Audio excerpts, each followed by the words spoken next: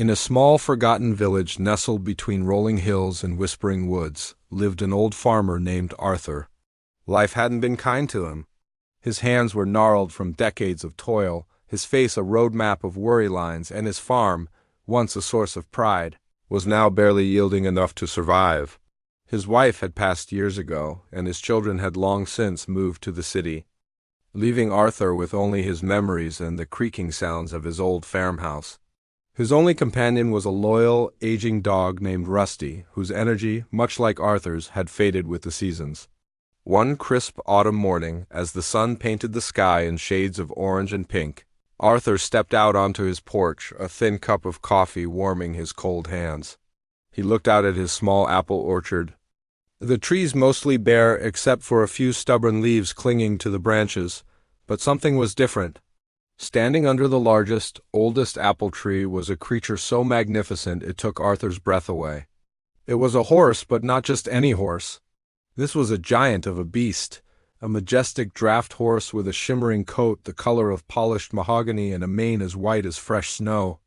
Its sheer size was awe-inspiring, its presence exuding a quiet strength that seemed to fill the entire orchard. The horse was tied loosely to the tree with a thick, clean rope. Arthur's heart pounded in his chest. A horse like this was worth a fortune, more money than he had seen in his entire life. Who would leave such a valuable animal here? Was it a mistake? A prank? Cautiously he approached, Rusty trotting nervously at his heels. The horse turned its head, its large, intelligent eyes watching him with a calm, gentle gaze. It didn't seem frightened or aggressive. As Arthur got closer, he noticed a small, leather-bound sign hanging from the rope around its neck. His hands trembled slightly as he unhooked the sign. The lettering was elegant, written in a beautiful, flowing script. He squinted, his old eyes struggling to make out the words. It read, "My name is Goliath. I have served my master well, but he is now gone. I need a new home where I can find kindness and purpose. Please, care for me, and I will serve you faithfully." Arthur read the words over and over, a lump forming in his throat. This wasn't a prank. It was a plea. He looked at the horse, at Goliath, and saw a reflection of his own loneliness. Here was another soul, big and powerful, yet left behind and in need of companionship. Arthur knew he couldn't afford to keep such an animal. A horse of this size would eat a mountain of hay and oats, resources he simply didn't have. The sensible thing to do would be to sell it.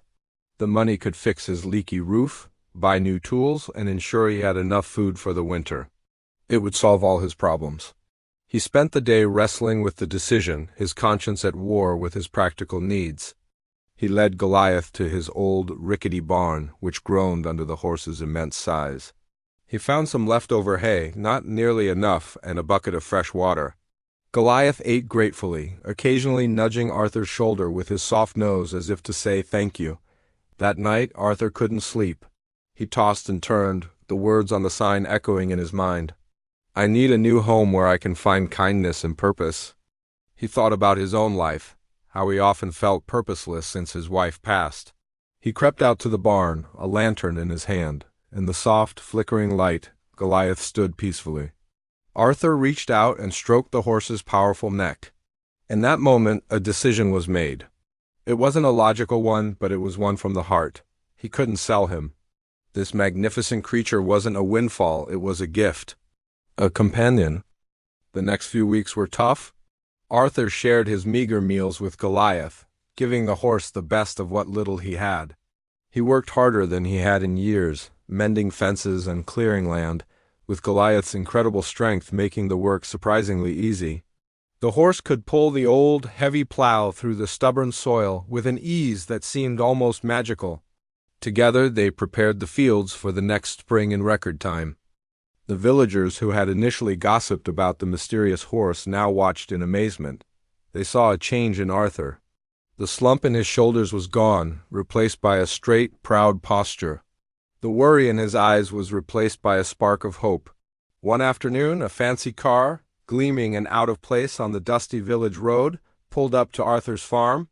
A well-dressed man in a sharp suit stepped out. He introduced himself as a laower representing the estate of a wealthy, reclusive philanthropist who had recently passed away. This man, the lawyer explained, had a unique final wish. He wanted his most beloved companion, his horse Goliath, to choose its new owner. They had left Goliath in a place where someone with a good heart might find him, with a hidden tracking device to monitor his location. The lawyer continued, explaining that the sign was a test.